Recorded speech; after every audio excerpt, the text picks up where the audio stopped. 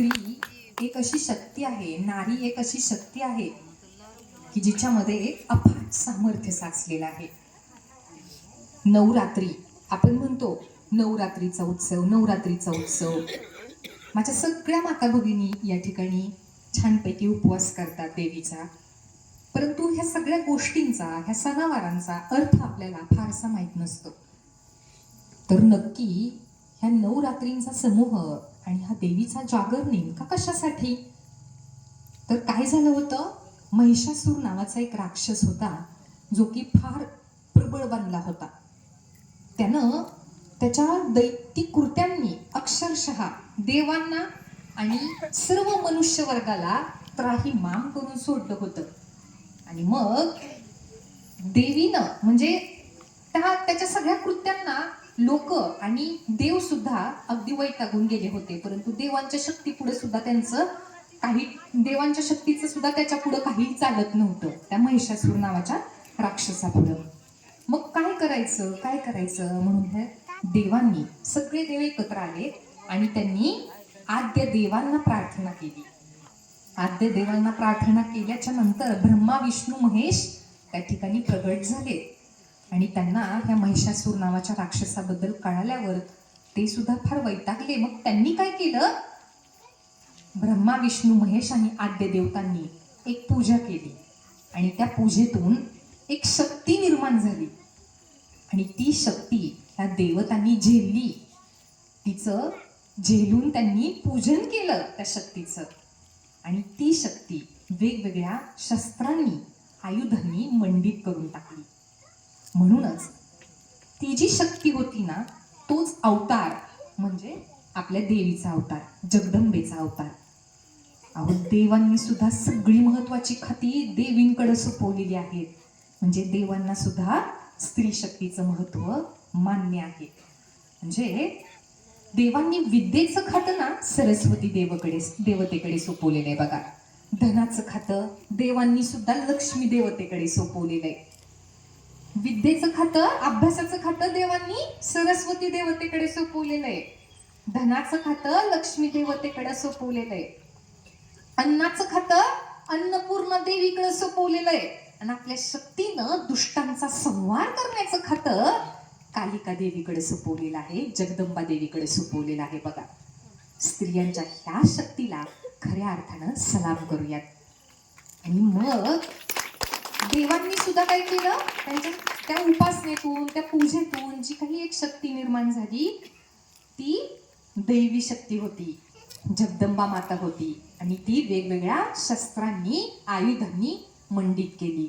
आणि मग जगदंबेचे 9 अवतार, 9 दिवस ही जगदंबा माता आहे ना त्या महिषासूर नावाच्या राक्षसाबरोबर लढत राहिली. आणि मग शेवटच्या दिवशी त्या महिषासुराचा वध झाला. आणि म्हणूनच विजयादशमीचा सण आपण साजरा करतो, दसऱ्याचा सण आपण साजरा करतो. त्याचा दुसरा तिसरा अर्थ काही नसून दुष्टावर चांगल्याचा विजय एवढाचा अर्थ आहे बघा त्याचा. दुष्टांवर चांगल्याचा विजय. मग ह्यातून आपल्याला घ्यायचंय काय नेमकं, तर आज सुद्धा महिषासूर मधला जो महिष आहे ना त्याचा अर्थ आहे रेडा. रेडा म्हणजे काय असतो, स्वार्थी वृत्ती बाळगणारा, जो की फक्त स्वतःचा स्वार्थ बघत राहतो. मग आज सुद्धा कुणाला वैयक्तिक पातळीवर मी म्हणत नाही, परंतु आज सुद्धा जर बारकाईने विचार केला तर स्वार्थी हे जग बनत चाललेलं आहे. आज कुठेतरी निस्वार्थीपणा लांब पडतो आहे. आज माणसांच्या मनामध्ये कुठेतरी स्वार्थी वृत्ती दडलेली आहे, कुठेतरी एक प्रकारचा अहंकार लपलेला आहे. क्रोध, मत्सर, राग, विकार हे सगळे दडलेले आहेत. म्हणजे हे महिष नावाचे काय आहेत, आपल्या शरीरातले एक प्रकारचे राक्षसच आहेत. मग नवरात्रीचे हे 9 दिवस आपण आपल्या घरामध्ये घटस्थापना करतो, देवी बसवतो आणि त्या देवीची उपासना करतो. म्हणजे शक्तीची उपासना करतो, शक्तीची आराधना करतो आणि त्यातून आपल्याला देवी आशीर्वाद देत असते, शक्तिरूपी आशीर्वाद देत असते. आणि ती शक्ती, ती जी काही चांगली शक्ती आहे ना, सद्विचारांची शक्ती, ती ताकद जी आहे ना ती आपल्याला जवळपास वर्षभर पुरी पडते. परंतु याचा अर्थ असा नाही की फक्त 9 दिवस देवीचा जागर करायचा किंवा 9 दिवस देवीकडे शक्ती मागायची.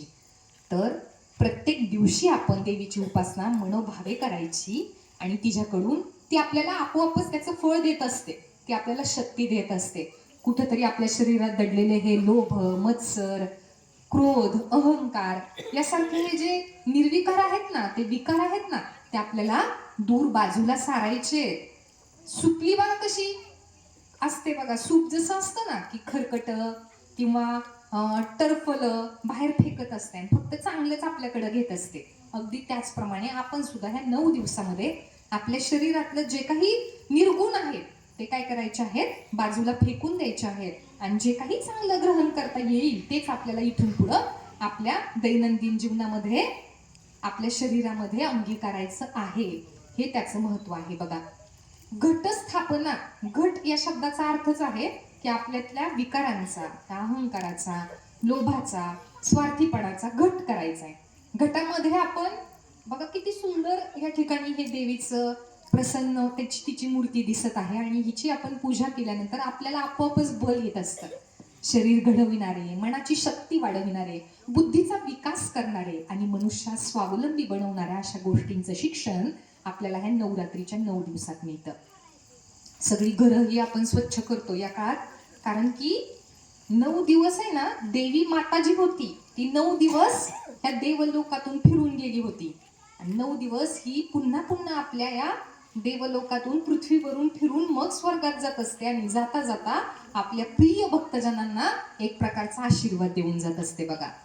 आणि म्हणून देवी पुढे हे जे घट आपण बसवतो त्याच्यामध्ये काय काय आहे, पत्रावळी आहे, वावरी आहे, 9 प्रकारचं 7 प्रकारचं धान्य आहे. त्या धान्याचं बी पुन्हा ती नाडापुडी आहे, पुन्हा फुलांची माळ आपण रोज अर्पण करतो, तरुड्याची पानं आहेत. प्रत्येकाचं एक वेगळं महत्व इतिहासामध्ये सांगितलं गेलेलं आहे, परंतु ते आपल्याला फारसं ठाऊक नाही. पण त्या घटामध्ये जे आपण जल ठेवतो, पाणी ठेवतो, ते पाझरत पाझरत पाझरत त्यातून खाली जे बियाणं पेरलेलं आहे त्यातून एक समृद्ध धान्य उगवत असतं. ह्याचा अर्थ असा की घटामधून जेव्हा त्या पाण्याचा घट होतो म्हणजेच आपल्या शरीरातील निर्गुणांचा जेव्हा घट होतो तेव्हा आपल्या शरीरामध्ये सुद्धा एक समृद्धीचं, एक चांगल्या विचाराचं, एक चांगला आकाराचं एक बीज काय होत असतं, प्राप्त होत असतं आपल्याला सुद्धा. हा त्याचा अर्थ आहे. दुसरा वेगळा असा काही अर्थ नाही, पण तो आपण समजून घेतला पाहिजे. सणवार साजरे करताना प्रत्येक सणाला एक वेगळा अर्थ आपल्या भारतीय संस्कृतीने प्रदान केलेला आहे, तो समजून घेतला पाहिजे. एक रघुराजा नावाचा राजा होता आणि त्याला एक कौत्स नावाचा शिष्य त्याच्या जवळ आला आणि तो म्हणाला, माझ्या गुरूंना मला गुरुदक्षिणा द्यायची आहे 14 कोटी मोहरांची, परंतु माझ्याकडे इतक्या 14 कोटी मोहरा नाहीयेत.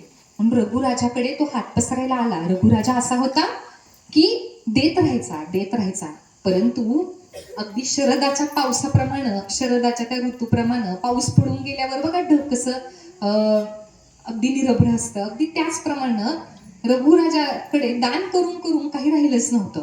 आणि मग रघुराजाला वाईट वाटायला लागलं की आपण त्या कौत्साला काही सुद्धा देऊ शकेना. म्हणून रघुराजानं काय केलं,